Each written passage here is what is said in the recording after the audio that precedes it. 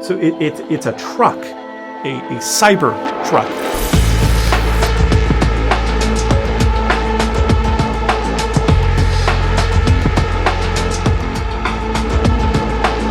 I came straight here to the studio from the Salt Lake City airport after my one-day trip to Hawthorne, Los Angeles, where I visited the SpaceX headquarters. Now, why SpaceX? Well, at the back of a narrow little alley is the Tesla Design Studio, where a number of retro-futuristic cars and a Tesla coil adorned the campus prior to the unveiling of Tesla's long-awaited electric pickup truck.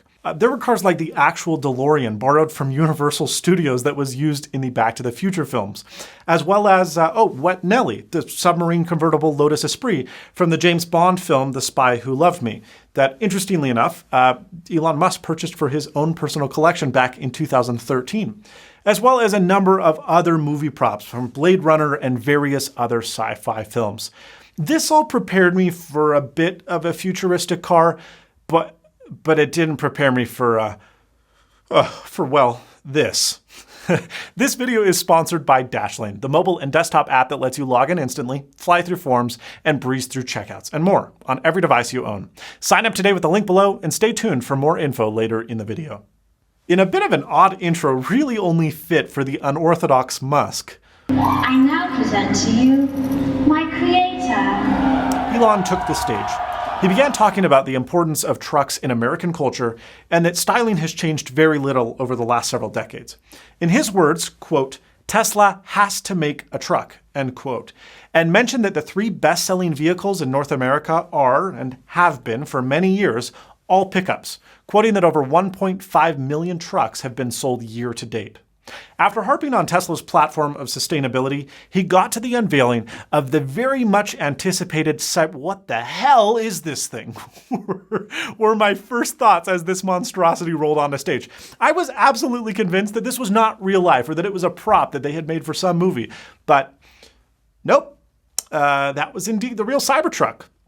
We'll talk about the looks and the design and my test drive in a minute, but I feel like we really need to capture something important here first. The construction, namely the cold-rolled stainless steel door panels, which they demoed the strength of by, well, hitting a standard truck door with a sledgehammer, which unsurprisingly did not fare too well, and then the same followed on the Cybertruck door, which actually seemed to take the beating without a hitch. They also demoed what they called Tesla armor glass by dropping a steel ball, some 10 feet or so onto the panels without a fracture, which was pretty cool. At least until they decided to do what seemed, at least to me, to be a bit of an impromptu demo by lodging the steel ball at one of the windows.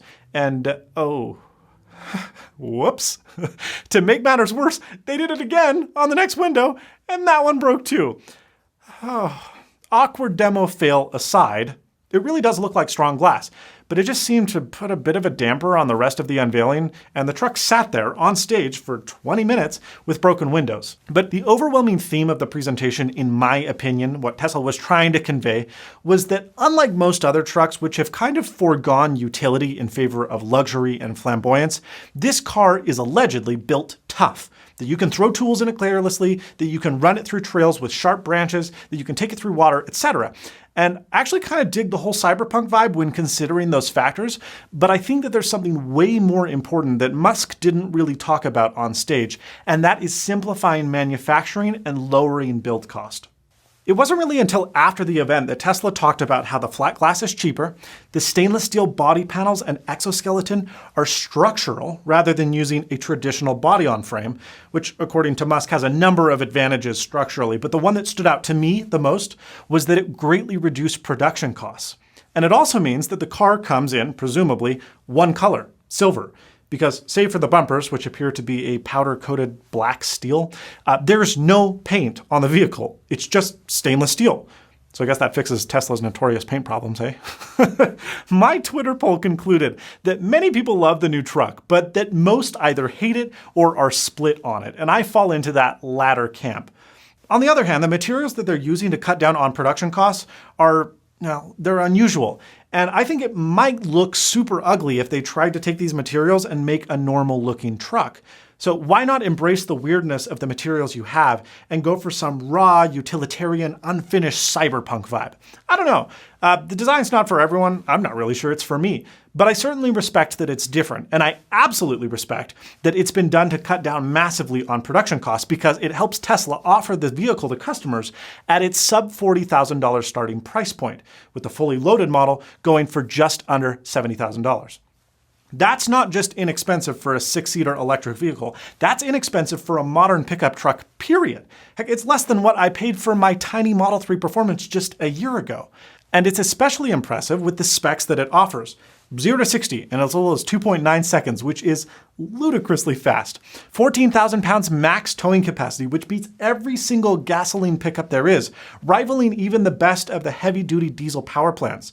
Has a 3,500 payload capacity, variable air suspension, and a 6.5-foot bed, which is longer than all 3 of the best-selling trucks on the market, the F-150 Base, the Silverado, and the Ram 1500. It also promises 500 plus miles of range on the tri-motor trim, which presumably requires a massive 150 kilowatt-hour battery and likely pushes the vehicle weight north of 6,000 pounds. You know, I saw a lot of people say that this truck was just too small, and I think that a lot of the photos are misleading because this thing is massive. Let me demonstrate with this terribly blurry photo that someone took for me. I have a 6-foot, 6-inch wingspan, and I can't even reach from the back of the cab to the tailgate. It is a huge, huge freaking truck. So I got to go for a short test ride in this vehicle, and I have some thoughts. The seating position is very tall, especially for a Tesla, but even for a truck, and part of that is thanks to the chonky 35-inch wheels. Now, while I didn't drive it, I did get to feel the suspension and feel the ride, and it was kind of mind-blowing. Most trucks have pretty firm suspension, and Cybertruck was very much the opposite. It was pretty softly sprung, and because of the massive 35-inch wheels, it felt crazy smooth. I mean, our driver intentionally drove over a curb to do a U-turn, and it barely felt a thing. I mean, this is like the ultimate neighborhood speed bump killer.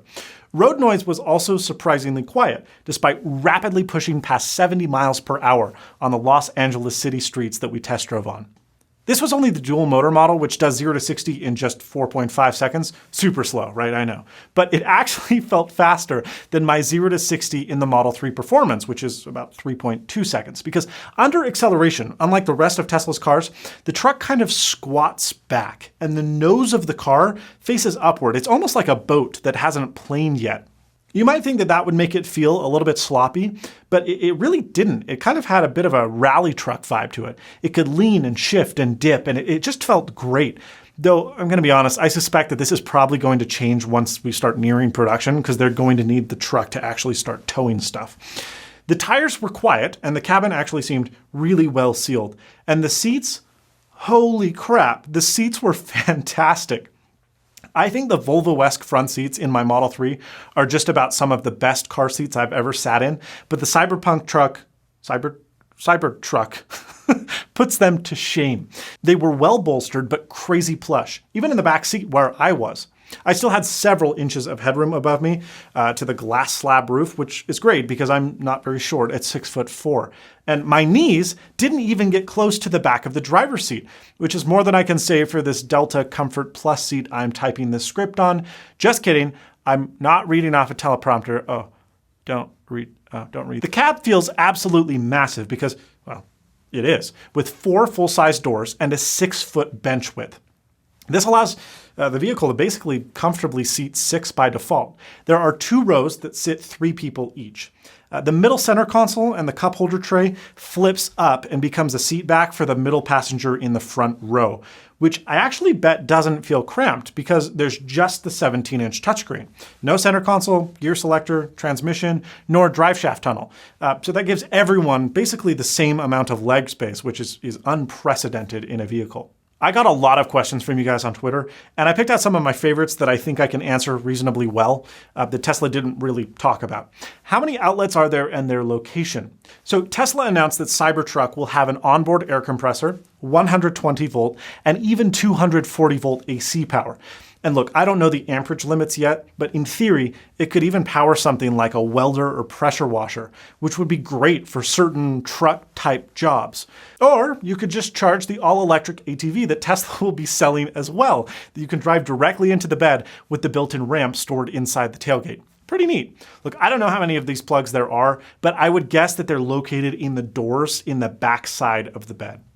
How about the interior materials? Well, they're basically the same as the Model 3, save for the Alcantara roof lining and a bit more angular of a design.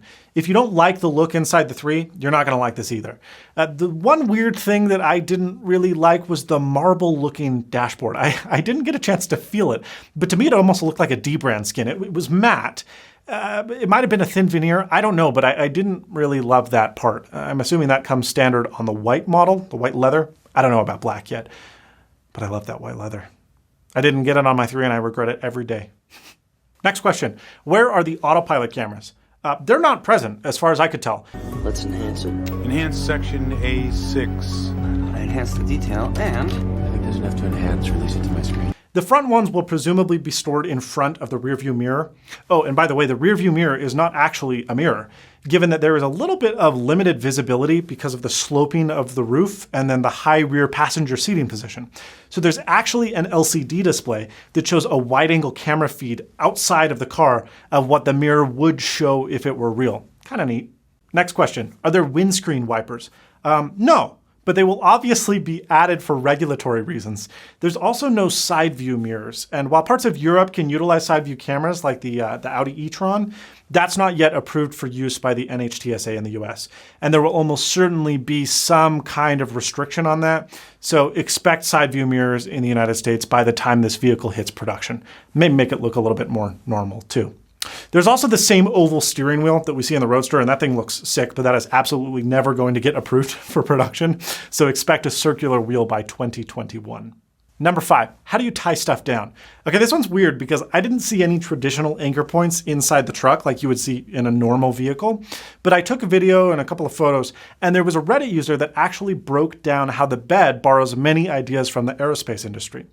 There is an L-track rail on the upper insides of the bed, which allows you to easily insert tie downs wherever you want. This is like a ubiquitous standard in airplanes. And on the floor of the bed, there are a bunch of these little lines. They're T-slots. So that allows you to insert anchor points anywhere you want in the bed floor, which I think is pretty darn cool because you just make your own mounting points wherever you want. Pretty neat engineering. This trip to the Tesla event was made possible by Dashlane, the best password manager on the market, and the internet life hack you need in 2019. Without skimping on security, Dashlane can store all of your passwords, your credit cards, your IDs, and more, and even generate new unique passwords for every website you sign up for. It then autofills your information on forums and checkout pages, and automatically logs you in with one click on websites and apps. Dashlane works across all of your devices, across all platforms and operating systems, and keeps you safe. In fact, if your data has ever been leaked online, Dashlane's dark web monitoring will let you know, and then it allows you to change that site password in a single click without needing to open a web browser.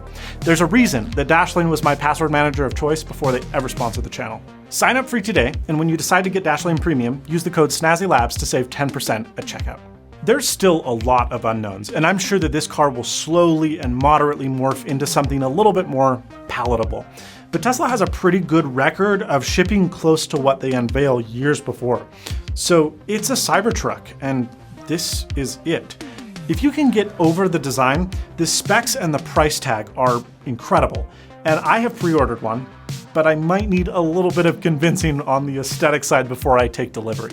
What do you think about the Cybertruck? Leave your comments down below and let's talk about it. But thank you so much for watching, and as always, stay snazzy. See you later, folks.